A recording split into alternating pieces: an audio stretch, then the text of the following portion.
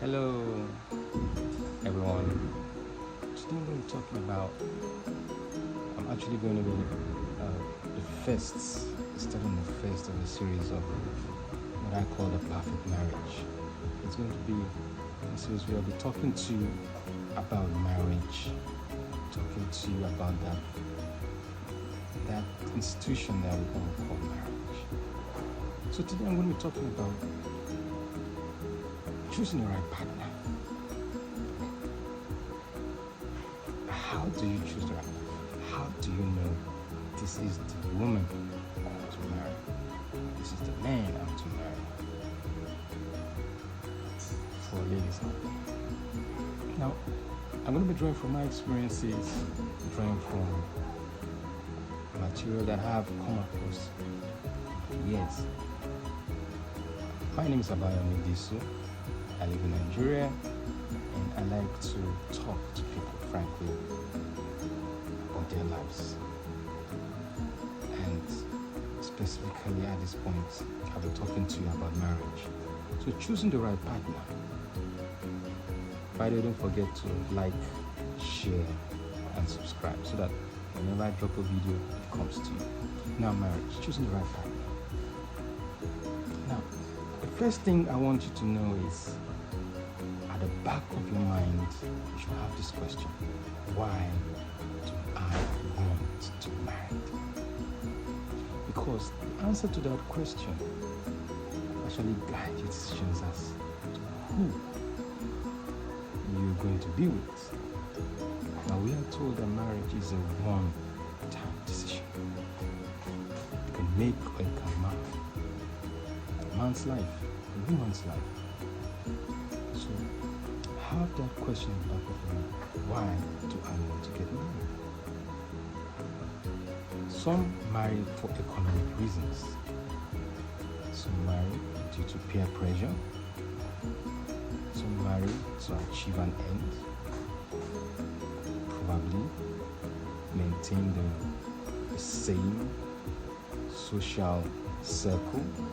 Some marry because of parental influence and pressure. But you should marry, or advice rather, if you're going to be married, if you're going to marry, you should marry for the reason of sharing. You come to this point where you realize that you want to share your life with someone else, because the only reason marriages will stand the test of time is if the reason is selfless, not selfish. Because when you're thinking of what you can gain from marriage, and that is what motivates your decision, you realize that you are thinking from just me. But when it's out of genuine love, desire to share, you find that the decision is more balanced. Yes. Because if you marry someone out of sheer financial needs, what happens when the person is not as financially buoyant as you thought he or she was? What happens then? What even happens when you become financially independent, so to speak, and you don't need this person's financial input anymore? What happens? Does marriage collapse? Then you marry out of pressure, peer pressure, to impress others.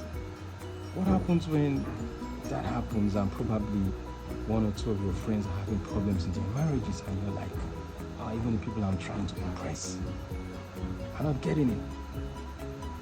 Then you don't have that motivation anymore. Then parental pressures. You get married because daddy, mommy, you get married, I will have grandchildren. They are valid points. But you've got to marry for for you and your partner. Owe it to your partner to have the right reasons. That's key. Have the right reasons before you get married. When you have selfish motives, you realize that your partner gets to know, because she can feel, he can feel, he can know, he can sense. No, as human beings, we have this sense. We can understand when people are in for themselves or when they're in for us. So marriage it's something we do and affects so much of our lives. So it's got to be right. So how do you know the person is right? You're a man, you're a woman, you meet this man, you meet this woman, and you like each other, and you go on dates, and you exchange text messages, all those butterfly in your stomach and everything. And that's 1 month, 2 months, 3 months, and you're asking yourself, is this the person? Is this the right man? Is this the right woman? How do you know if this indeed is the right man or the right woman? Is there going to be some just bulb flashing in your mind and this is the one, or some voice from above and says, marry, this is the man you are to marry, this is the woman you are to marry? It might not be that extreme, but from my own experience, it's something you know inside. Yes, because when you are at peace, that's my own that's my own sign. When you are at peace inside, we all know what it means to have peace inside. You're not fretful. You're not ambivalent. You're not anxious. You just feel that you know this is the person, and you're not thinking of wanting to get anything from that person. Because if at any point you feel, oh, I need this woman or I need this man to achieve this, then there's something wrong. Yes, there's something wrong. You can have a business partner. You can have a trade partner, but it's different from marriage, because marriage is the whole gamut of the person. Because when you're dealing professionally with people in the marketplace, you see the different side of that person. But when you begin to live with that person, you see another point comes on, another side that you never knew existed. And you have to decide, do you want to live with this? And you probably have felt heartbroken before. You know how it feels. That emotional strain and drain, and how it can go over into other parts of our lives. So it's key we make that right decision. So I would say, if you search yourself and your motive is altruistic, your motive is selfless, then you're onto the right path. Yes, you're onto the right path. You're onto the right path because you share each other's emotions, feelings, and you just know, sense. You have no hang-ups. You don't have any reservations. And yes, you can see this person actually loves you in kind.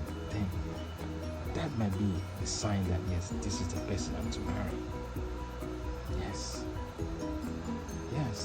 that for me was my own sign, because I felt like, okay, I genuinely loved her, and she had everything that she has everything that I want in a woman. And that's another thing. Know what you want. You have to know what you want. You have to know who you are to know what you want. Do you like a lady who's fair complexion, for instance? Or you like a woman who is tall, average size, or average height? Those aspects that aren't going to change over time, because a woman who's plus size may shed weight. A woman who is slim could add weight, So those aspects are variables that you don't want to, put your consideration on, because sometimes when men say, oh, I like a woman who is on the plus size, what happens when she loses weight? or like a woman who is slim. What happens if she adds weight? What happens? Do you lose or fall out of love? So things like maybe complexion, height, it's rare to see someone who lost his height, or adults. It's rare to see another that suddenly grew taller, So those aspects, I believe, are more of things you can anchor on and say, okay, this is why, or this is what I see I like in a woman. You understand? Do you have that attraction to her? It has to be more than just physical attraction, but there has to be something inside of her that you can relate with. Her character, her person who she is inside. Do you connect? Do you like someone that is very outspoken? Do you want someone that is more reserved? These are things you have to know before you actually make that plunge.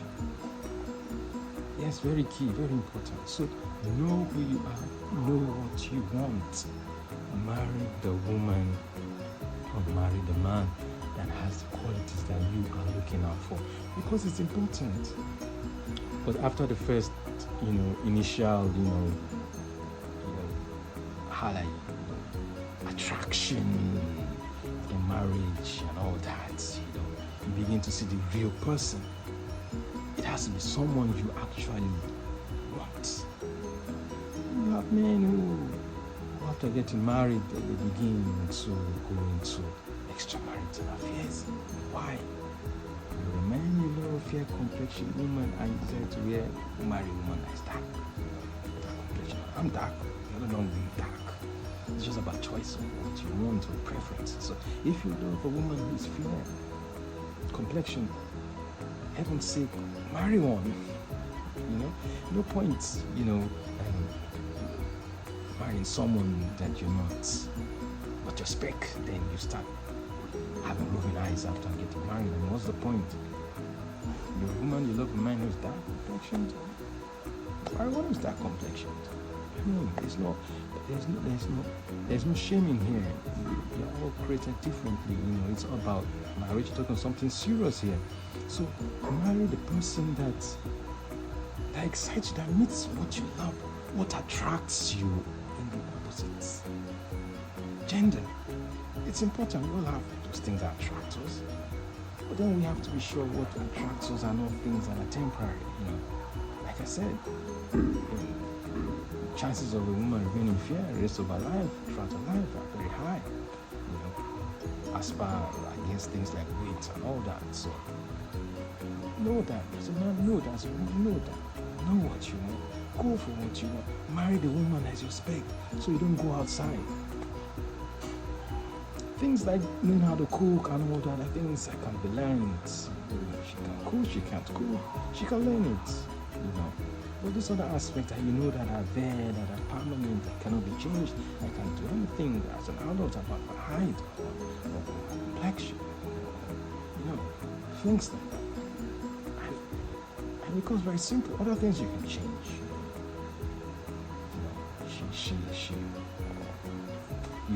Maybe she's not so vast and knowledgeable. You can train her, encourage her to increase in her knowledge and her education. So, few points to ponder on. See you in the next video.